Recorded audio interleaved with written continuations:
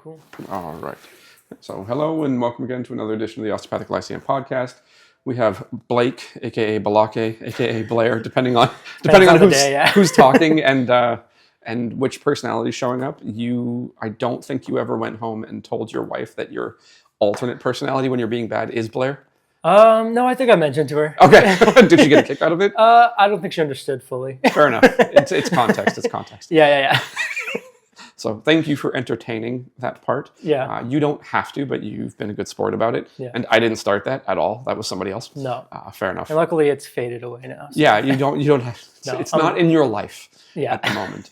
Now, one of the things that I have set the school up with is not only the experiment-based thesis, but also with the asynchronous work. You're not required to finish it by a particular date. Yeah. You happen to be a person who has taken longer than the in-person hands-on training to do your thesis, which is totally fine. Yeah. I just want to say that out loud so that if anybody's looking at the video and considering the school for whatever reason, they're aware that as responsible adults, they can take the time they need. Mm-hmm. Some people may just prefer the sense of a deadline, and I understand that. I like freedom, and I don't like forcing people into things. Yeah. So there can be a challenge for myself because I don't want to force somebody, but sometimes people want to be forced. Yeah. Which there's a possible disconnect there, but I have learned to not dwell on it. For sure. And that's not anything to do with you taking longer. That's me expressing how the school as an institution approaches it. With that said, did that do good things for you? The ability to organize your time in the way that you needed to at the time that you needed to? For sure. Okay. Yeah. I mean, I have a very busy life. Yep. Massage therapist. Two kids. Yep. A wife. So it's busy to say the least. So having the freedom to work late in the evening, early in the morning, and then spread it out over time definitely helped a lot. Yeah. Okay. So I have spoken in a previous podcast edition about the general findings of your experiment. Mm-hmm. So the point is to have you speak about it with your own words, but also to some degree to speak to the process. So kind of what it was like. So to start, did you have a hard time figuring out a topic? Yeah, it took like a year. And was it because there were multiple things that interested you? Was it because just you didn't have anything in mind? I think even just trying to find something that was interesting enough to put the time into research. Fair enough. But then also finding something that's relevant to osteopathy. Sure. And then also I wanted to bring in something that I've experienced with working as a massage therapist too. Yeah, for sure.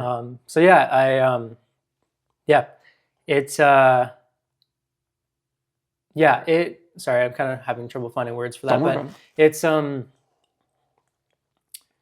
I'm just total. That's okay. So generally speaking, getting to the point of figuring something out because of different factors, there's challenges with it. So like you said, something that you've had experience with, something that you were interested enough to pay attention to, it was just not the easiest thing to streamline yourself to that point. Exactly. Right. Exactly. And also the other challenge with freedom is that unless you ask for feedback or ask for direction, well, none's coming. Yeah. Exactly. So part of that for somebody who did my master's at McMaster, so in a more traditional academic setting, there is a certain amount of freedom with that in most cases where you've got to do the legwork. Yeah. You have to be a responsible adult. You've got to do some of the legwork, figure out what the heck you are interested in, and then figure out a way that you can create an experiment where you can observe how things function, whether it does the thing you think it'll do or it doesn't. Yeah. Right. So it's not actually the easiest process, but there is a lot of personal interest involved in it. If you're not interested, you're not going to do anything.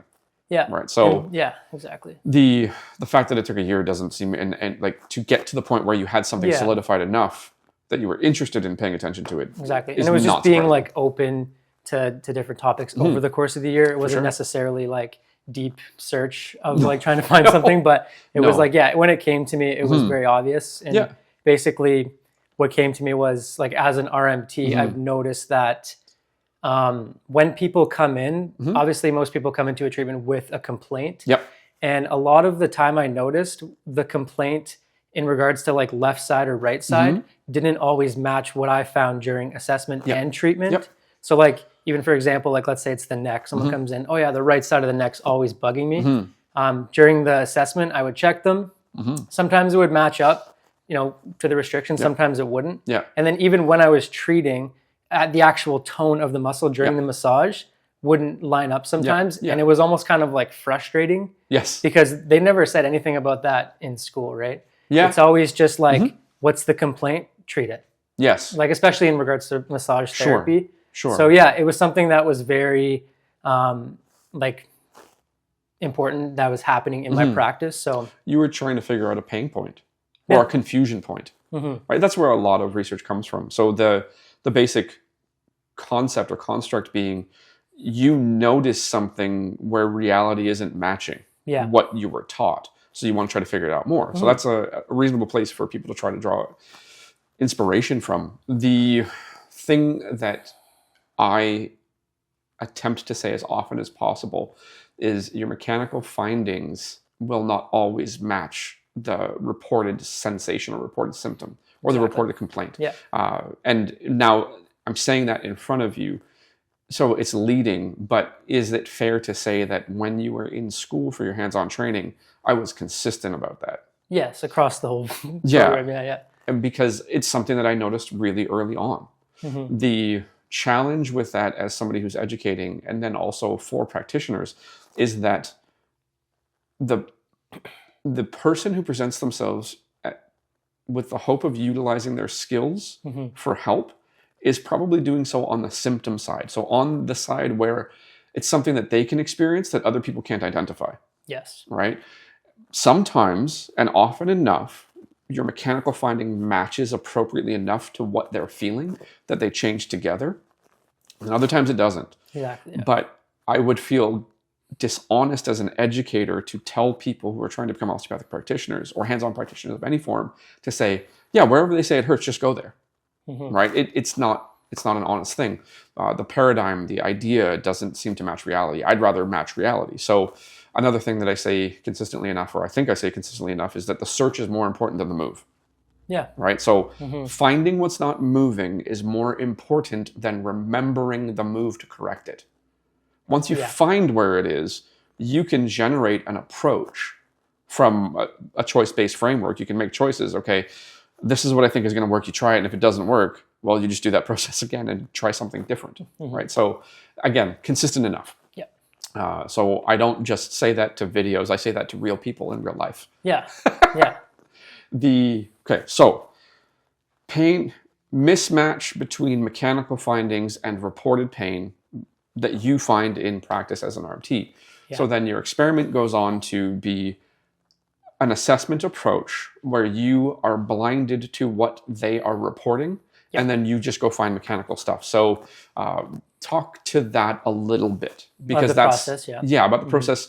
Because to describe the methodology has some value, but then also just the realization that you can find things without people telling you there's things. You can find things without people telling you there's things. Yes. So the way I laid it out was I gave them a questionnaire that I made, which had the question circle each region. So I did the neck, the back, the hips, and the shoulders, and it was left or right side. So they circled left or right side, and it said if you experience pain or discomfort, circle left or right. And I did pain or discomfort because I would ask people like which side. I actually started with just pain, and then I would ask them left or right, and they would say, okay, well, yeah, like this side, or they would ask me like, okay, this side is like the left side hurts, but it's not painful. So I had to add in another term, discomfort, and there's probably 50 more terms you could use. Because it's so subjective. Well, at a certain point, you start to recognize that while there's the same word that people agree is a word, they interpret their relationship to that word differently. So they'll ask coordinating questions.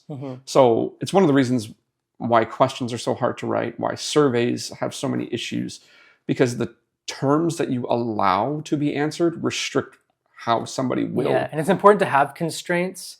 Otherwise, otherwise it's like, this arm, people will make stuff up. This arm feels like water in clouds. Exactly, and how are you supposed to treat that effectively? Yeah. Without reference to what that is. It's crazy. So, essentially I had them fill that out, and and I didn't look at it before I treated, and we did active assessment. Yeah. So and I chose active because I didn't want there to be any bias, and I knew that because I knew I was recording it, I might have messed stuff up. I don't know. But anyway, so active seemed like the most non-bias. If it was biased, it was biased by the person who was going to report the discomfort. Yeah. So you're building in acknowledgement that you could be motivated to make something look a particular way, even in a subconscious way. Absolutely, and sometimes conscious. Yeah, right. True. So you're trying to minimize your impact as the experimenter. And that's just human nature. I think you'd want to be right. So it often is the case. That's why. Rigor in the scientific approach matters, because you want to try to minimize the opportunity for it to be the experimenter and their preferences that caused the finding. So you're acknowledging that when it's patient active, that the person is probably going to respond to the discomfort. Right? So if something's uncomfortable, are you going to move as far? Yes. And a lot of the, I think the answer is no, you're probably not. But yes, affirmative to the question. Sorry. But I think observationally, like it was like when they lifted the shoulders, it was like this. It was notably different. So I was like, okay, that's easier than trying to do a comparison while also thinking about all the other factors in the experiment. So the assessment was very simple. It was very macro, big movements. Yeah, all big movements. Couple planes per movement. Very simple. Very clean. And it was clean, as clean as it could be, I think. So it once we had all that data, I just compared it, and that's what got the results. So I don't remember if I said 50.5 and 49.5 or 51 and 49, but it's the percentages are a little funky. Like if you round, it's basically 50-50. But it depends on which way you round it. 50.5 and 49.5. That sounds about fair? So it matched a little bit more than it did.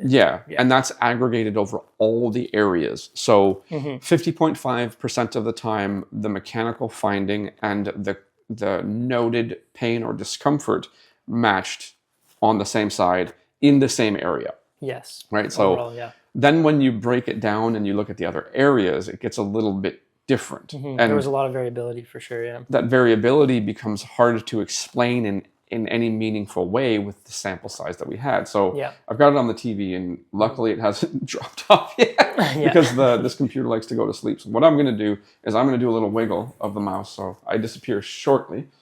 Or momentarily, and everything's still visible. Yay. So to look at it, which one's the most notable?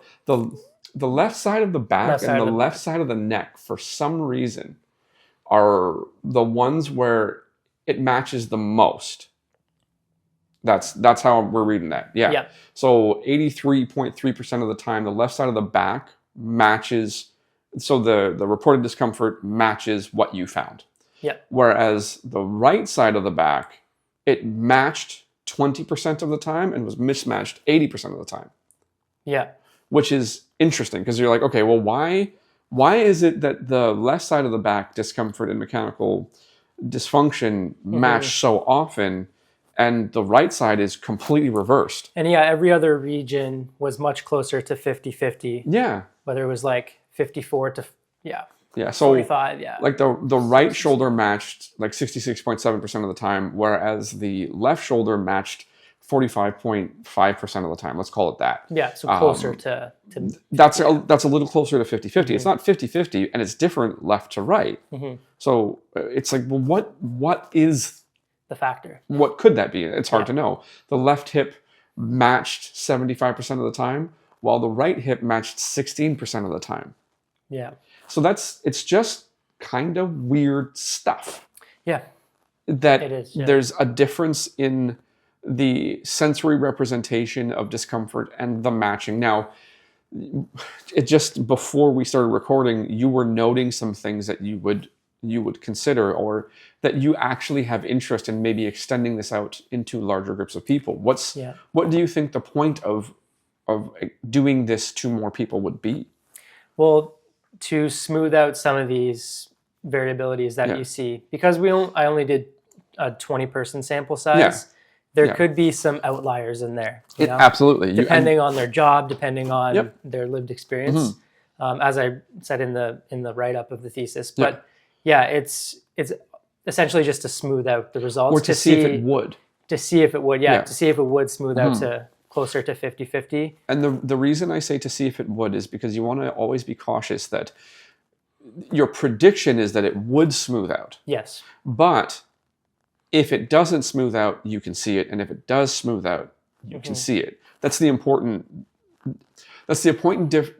differentiation with the scientific approach versus a cherry picking approach, essentially. So if it gets closer to 50-50, I can see it. So then my prediction is more correct.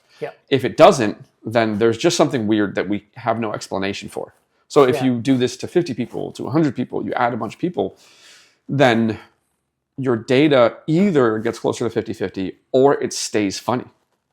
Yeah. Now, if it stays funny, then you actually have something that you need to start to look for. Yes. You have something that it's pointing to. So the larger sample size gives more signal and less noise. So if it stays like this, there is signal that there's something going on left to right with respect to sensation or sensory experiences and mechanical dysfunction. But if it gets closer to 50-50, then it's still saying there's something there. That the reported negative sensation matches about 50% of the time. So there's still some differentiation. It's just more normalized through body parts. It's tough to know what to do with at this point. Yeah, for sure. Because of the crazy ranges. It's like, is it psychological factors? Is it like like pain? Like people that have had pain, I've seen this in my practice, like people who have had pain for a long period of time, sometimes we'll start associating with that pain to the point where even when it might be gone, they're still feeling it, or maybe just so used to feeling it that like it's so chronic, right? So there is something to be said. Do you remember in the curriculum the theory of constructed emotion? No. Okay, it's in there. Okay. You did it. Yeah. Wait, did you do it yet? I think so. Okay, fair enough. Sounds familiar, but you haven't completed all of the elements. Yeah, and totally fair. The theory of constructed emotion essentially puts forth that there are sensory signals that will. So those sensory signals happen. They go up cognitively. They go up to the cerebrum. They get interpreted primarily based on prior similar experiences. So the vast majority of what you would cognitively interpret is based on previous experiences. So you can be more sensitized to a low level of stimulation to a sensory apparatus to consider that pain because it's similar to something you've had for a long time, or the first experience made you sensitive to anything that was similar to it. So therefore, everything that's similar to it is a big deal. Yeah. Right? So essentially, it just depends what you've been doing. It depends on what you associate with the sensory information that you get, because you turn that into output. It's more. There's more words that would properly describe that, but I don't know that they're necessary to make the point. The point is that there is appropriate neurological research to relate to the phenomena that you see clinically. That there are people who seem to highly associate with the pain state, such that even if the mechanical reasons are not present anymore, the pain state is still present, right? And it is legitimately still present. It's not that it is simply all in their head. It's how their cognition is functioning in relation to what they sense. Yeah. So there is something to that, and it's explained in a variety of ways. I think the theory of constructed emotion does the best job. It's obviously more about affect, more about positive or negative state that turns into emotional words or emotional categories, but it appropriately considers the neurological and kind of anatomical connections to things, right? So it does a pretty good job of that. But yeah, the pain doesn't always match the finding. Yeah. And you see that writ large in the areas that you chose to observe, it's about 50-50. But then when you break it down into areas, it's something different. And there's something going on for sure. So that sort of matches that theory of constructed motion idea that the physical reality and the internal sensation don't always match. And there's a variety of possible reasons for that. But if you extend this out to a bunch more people, you'd find something. For sure. And you have an appropriate iterative look at this. You think that you would expect it to get closer to 50 for all of the areas. Yeah, to smooth out across all the areas. Yeah. And bring those crazy differences back to 50. Yeah, that's what you would predict, because you need to make a new hypothesis based on data encountered. Yeah. But if it doesn't, then, so if you do this to more people and it doesn't smooth out, then you have realized that your hypothesis is incorrect and you have to go chase it down another way. Yeah, which might be interesting too. Yeah. Yeah. Do you think, as it stands, that this might be something that you could work into your practice?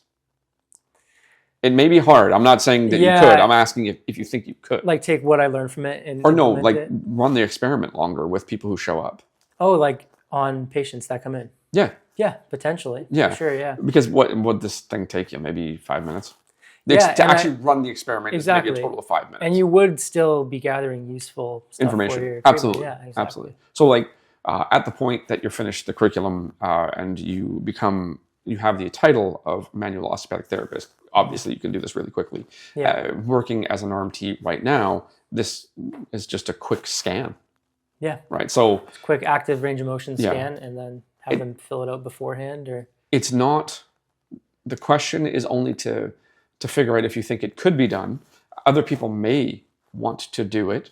Right. So you could possibly recruit some people to help. Yeah, which I mentioned in my thesis. I wonder if that would be valuable to have other practitioners. Because you're trying to minimize the impact of the experimenter. Absolutely. Exactly. Yeah. Exactly. So and maybe it would. And because it is a simple layout, I don't think it would be that problematic. Sounds like it's feasible. Yeah. Right. So it's not to try to put you on the spot and say, so are you going to do it? How long is it going to take? It's not like that. No. It's more so that at least it's feasible. People would have the time, the skill, and the ability, or skill and ability, the time, the skill, and they wouldn't lose any money to do it. So very little time, yeah. It's something that could be extended to see what would happen with larger numbers. I mean, I'd be interested to see what the heck it did. Yeah. I don't know if we will, but I mean, shoot, it lines up, unfortunately, nicely with my thoughts. Yeah. That the pain and the dysfunction or the sensation and the dysfunction don't always match, which is why I have to be extra cautious with this, because I like it. Yeah, and if it goes the other way, then it's like, shoot. No, if it goes the other way, it makes my life easier. Yeah. If it goes the other way, whereby the vast majority of cases, the mechanical dysfunction and the pain match, my life is way easier. I don't have to do the rest of the assessment. I just go to the area. Yeah, because then it's even more reason to not just go, because I would have more confidence that the other stuff didn't impact what was going on with that person. Right? So if pain and dysfunction match often, I can ignore the rest of the stuff. Whereas because they don't always match, I have to check everything. Yes. That's the problem. Right? So this lines up with the approach that I've taken. So it gives me more confidence that the approach that I take as a practitioner and as an educator is on the right track. It's not perfect, but it's on the right track. So this is one of those things where I have to take even more caution with your finding because I like it. Yes.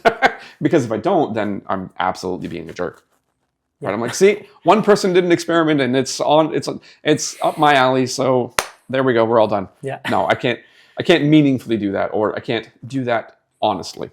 All right. I have to be like, now we have to check this. So either I have to find a way to get this reproduced, you can do more, or you and I can get some people to also do more. Right. So if somebody was interested as a student, they could do this again to expand the numbers, and really as a functional consideration, we just make because the formula in the sheet should all be maintained. So we just add new data in there, and then the formula auto-populates and it calculates. So it just makes it easy. And I think even across 50 people, you'd be on to some good data. Well, you'd start to see if the pattern shifts with more people. I think so. Right, and then if it does, you chase it down. Right, you add more. You can do things like statistical power calculations. So how many people would you need? Right, sometimes those numbers are very large. I don't like those numbers because we're doing this all at literally zero budget because free is a great price. Yeah. I would disagree with that. Yeah. So overall, interesting data, worth considering more. I appreciate the fact that you have at least some interest in thinking that it should be run out across more people. For sure, yeah. Overall, the experience of doing it, do you have any commentary on that? Yeah, it seems more simple in theory, and then when you do it, you run into a lot of stuff. Yes. Like, well, you've never done it before, so how could you predict reasonably what's that? And that's. But even when you have a simple layout like this, it's still hard because of people will say things that throw you off. Yeah. Like I was saying with the pain and discomfort, like people were saying some crazy things during the during the assessments, and I was just like, pain or discomfort, like that's all I want to know. Yeah, that's all I wanted to know. So I think it was definitely valuable for my profession now as an RMT and for later as an osteopath. And I just have to correct you on camera, osteopathic manual practitioner. Yeah, osteopathic manual practitioner. Because that title is protected. Yeah. Sorry. It's okay. No, you don't have to be sorry. Yeah, I think I have to be seen to make sure you know. Anyways, interrupted you multiple times. No, it's all good. Thank you. I think overall it was definitely useful for myself. Yeah. And I learned quite a bit. If you are to look at any reporting or reporting of research findings or actual research, does it give you more insight into the reality that there are probably things that are not as, say, on point or perfect about a research project because there are problems that get encountered where they have to make choices like, I could make it absolutely perfect, but it would cost $1 billion, or I can make it so-so and it'll cost $1 million. Do you have more suspicion when people give you research findings at this point? Like from funded research, you mean? Not necessarily from funded research, but from any research finding that anybody would present to you, any sort of statistic or outcome. Yeah. Are you more suspicious and want to know more about the process? Well, yeah, now that I've went through a simple process, like when there is, like some of these papers that I've referenced in the write-up, there was so many things across years, like collecting a ton of data with like so many different variables and instruments and different people funding it. Yeah, so there's a lot of almost like room for error, I guess. Yeah. Well, there's trade-off choices made in all research. More the thing that I'm getting at is if you have a little bit more suspicion and you don't immediately just accept what people have said about research findings, I believe I have achieved some of my goal. Yeah. Some of my goal is I don't want you to immediately hear science and be like, oh, clearly they did the right stuff. Yes. It's like, I don't know if you did the right stuff because I was really trying hard to do the right stuff and I had to then make choices. I guess it's something that you just have to do and see for yourself before you take anyone's opinion on it. Or I think that's true of most things, that having an opinion about something you haven't done, especially that you haven't done repeatedly, has danger. Yes. Right. So I am somebody who appreciates the scientific method, and I get very annoyed when I hear people talk about science because there's a way in which I detect they do it that suggests to me that they haven't done it. Yeah. Like they appreciate just read, it. Look, 10% of these people do this or whatever. Yeah. They appreciate the outcomes of science, but they have not done the process of it. Therefore, they don't connect appropriately to the kind of trade-off choices you have to make and the kind of nuisances that show up. You're like, are you serious? Yeah. Like, I have to change my whole design because of this one thing? Yeah. I hate this. So, but that's the process of getting more and more in contact with how reality functions, and then you have to learn how to deal with that. And it doesn't feel pleasant sometimes. No. not at all. No. So yeah, any other thoughts about the process? Anything else? And you don't have to have anything else. That's fine. Yeah, nothing comes to mind right now, but I definitely would like to see how this would play out over more people with a bigger sample size, and potentially addressing some of the limitations that we were talking about. Right. So yeah, we'll see. Maybe talk about it again sometime in the future. And yeah. There we go. Cool. Thank you, sir. Yeah. All right. Thanks for listening this far. Hopefully you learned something. And thank you, Blake. Yeah, thank you. I said it right this time. Yeah. Thanks.